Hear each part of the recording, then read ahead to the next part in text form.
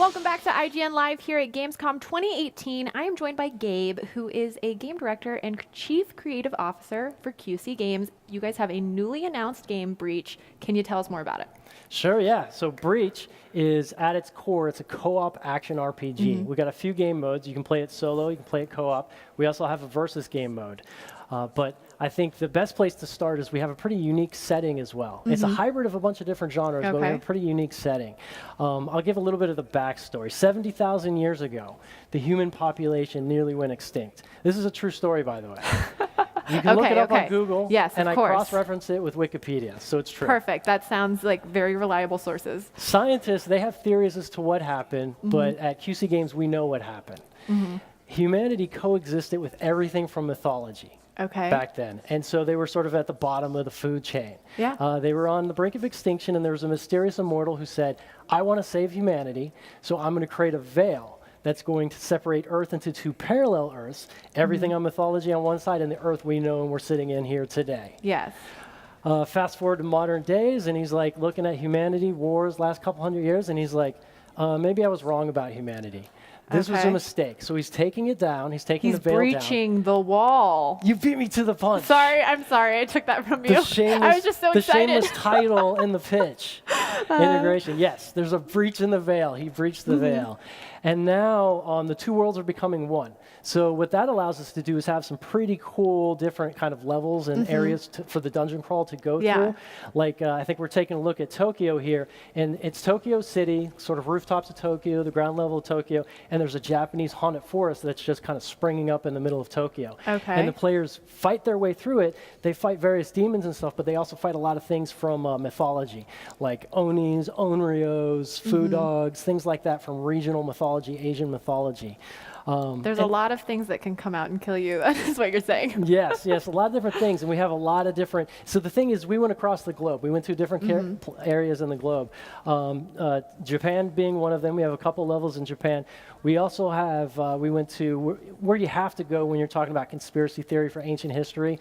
Pyramids of Giza, Valley of the Kings. You fight Anubis, Sobek, Horus, Sekhmet, all these things from mythology, and then we were looking at other areas. We want to go to Mesoamerica at some point in time because QC stands for Quetzalcoatl. But we're not going there yet. Okay. We're not going there yet. That was an exclusive, by the way. I probably shouldn't have said that. Sorry, guys. Surprise, guys. So we're looking at this game, or we were. But it seems like there's a lot of different classes. Can you tell us about those? Sure, yeah. So we have dozens of different classes. When you create your character, you can go in and choose a class. So create your character. So you can actually create a character. You can create a character, like an RPG. Like an RPG. Yes. So is this a character that you hold the whole time so it becomes your avatar, or you create a character in addition to all of the class options? So when you create your character, you're doing your appearance, you're creating your avatar, you're getting your tattoos, your eye color, your hairstyle, you're making yourself look as cool as you want to look, and then you choose a class at the beginning. But then when you go on these co-op adventures, you get gold and you can buy other classes and you can swap classes. That's super nice as somebody who really likes to choose a class and then decide that I want to be a different class. Yeah, for sure. So for all us indecisive gamers, that's very helpful. Thank you. Alt-itis is sometimes what it's called, where you got to have alt characters. We made it a little bit easier. We took down some of those barriers. Well, here we're looking at the Library of Alexandria, because this is a sort of a social space that everyone kind of gets together. They do some fun dances, and there's training dummies there as well. So you can kind of get to practice your classes and stuff like that, group up. Right here we see him going into and switching classes. That avatar was just a mana warrior, which was like a bruiser. Now we're switching over to a gunslinger, which is kind of like inspired by a third-person shooter type of experience. That's another thing to mention about our classes. We kind of looked at it as almost the Super Smash Brothers kind of way. We're just taking from a bunch of different things in the RPG genre and action combat genre as inspirations. And so we've got kind of third-person shooters. We've got kind of traditional tanks. We also have inspired by sort of the Devil May Cry and God of War's, like an aerial combat type mechanics that you can launch them and then try to juggle them, pull them back up with a chain, all time type things. Not kind of canned, but like freeform. Yeah. Well, that's so nice because it sounds like there's so many options for different play styles, because I know that sometimes, you have friends who play games, but they don't play the same games as you because, they don't enjoy other combats. Yeah. So then now you can be like, hey, no excuse. Yeah, Come play with me. yeah. So yeah, we're trying to, right here, basically this is before the match. People are picking different things that they want to play. On the left side, you've got some hero mages. On the right side are the enemies.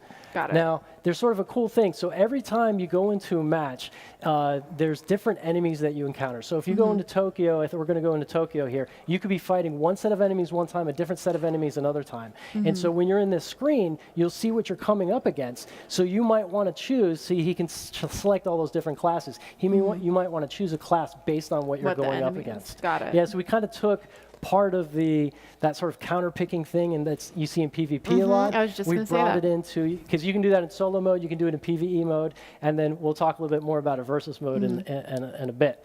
So in addition to those monsters from mythology that you can fight, you also can fight, or there's another entity that's there called the Veil Demon. Okay, is that like the boss? No, it's like a sort of a malevolent spirit that kind of haunts you throughout. And you might catch it there. It's that smoke monster that kind of looks like a Death Eater from Harry Potter or whatever. That does not look like something I want to hang out with. Yeah. So you can't attack it. It can't attack you, but it summons powers and terrain from the parallel Earth. So it can have like spike traps that come underneath you. So is that what's happening right now? I see it's kind of like jumping around a little bit. Yeah, so it's there. It can possess monsters and empower them and stuff like that. So it really adds to kind of a repeatability, different flavor every time you go into it, because it can have different powers. And here we're seeing a chronomancer attacking. So they just picked a talent there. Basically, there's sub-objectives in each of the different rooms. So the basic journey in each of these missions are 6 rooms, 6 different areas that you're venturing through. There's going through the Japanese haunted forest now, and you're going to go back into the city so you can see how the terrain changes there. Going from one area where the objective was to kill monsters. In this area, the objective, there's going to be monsters that obstruct you, but you'll see another objective pops in there to capture uplinks. So as you complete these objectives, they're trying to complete the objectives there. As you complete these objectives, you see the 2 and the 1 at the top, you kind of power up, and then you're able to pick more kind of like session progression powers as you go through it. Okay, so who is the 2 and who's the 1? Is that like the 1 is the enemies? You got it. So the 2 are the hero mages that are playing in the co-op match here. Gotcha. And then the 1 is sort of the Veil Demon and all the enemies, kind of where their power level's at. Because this is a PvE match that we're watching. Oh, and here we've got a Fu Dog from Asian mythology.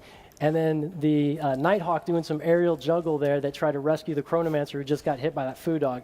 Bounce back. That trap there that just sprung up was done by the Veil Demon set that brought the terrain in from the other side.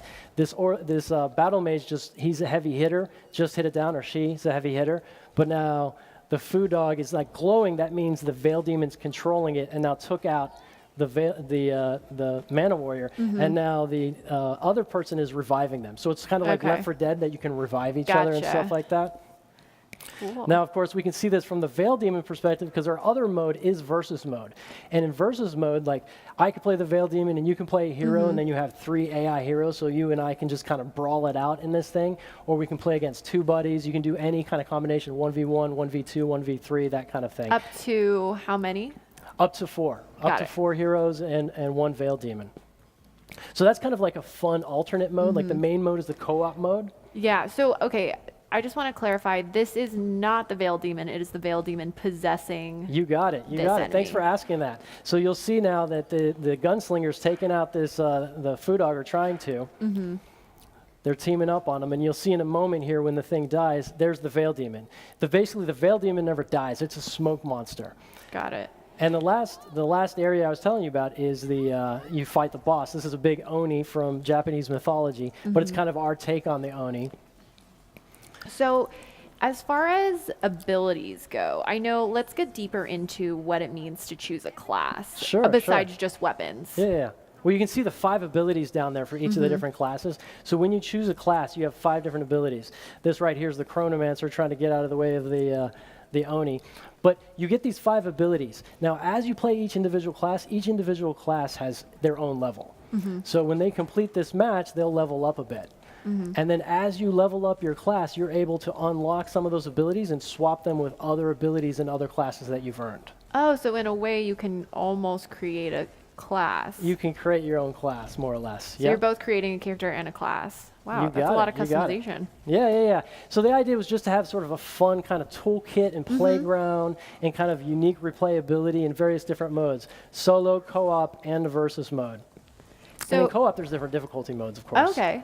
So what do the different difficulties change within the different rooms? Sure. So as your difficulty progresses, like on recruit mode, the stats are a little bit lower. The Veiled Demon and the monsters are a bit more passive. And as you progress, the stats go up a little bit, but then it comes down to the AI. And so there was you saw at the end there, the Veiled Demon actually possessed the boss monster. You can possess the boss monster as well, of course. So if you are playing with your friends and your friend is a Veiled Demon, yeah.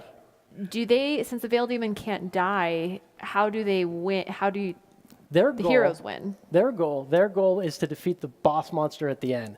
The Veiled Demon's goal is to wipe out all of the heroes. Got it. So yeah, so they're there. They're like a malevolent presence, and they're always there. But yeah, that's the goal. So you guys just announced this game a couple of days ago. If people want to stay up to date with how they can get involved with Breach and see it in its final form, how can they find you? Playbreach.com. We're actually accepting signups for the alpha now. We're going to start the alpha in like 3 or 4 weeks and get it out there and be able to play 18 hero classes, 6 Veiled Demon classes, a few different levels, and just start the feedback cycle going. Perfect. Well, thank you so much for coming by. I'm so excited about this. Yeah. More Gamescom 2018 coming back at you right after this.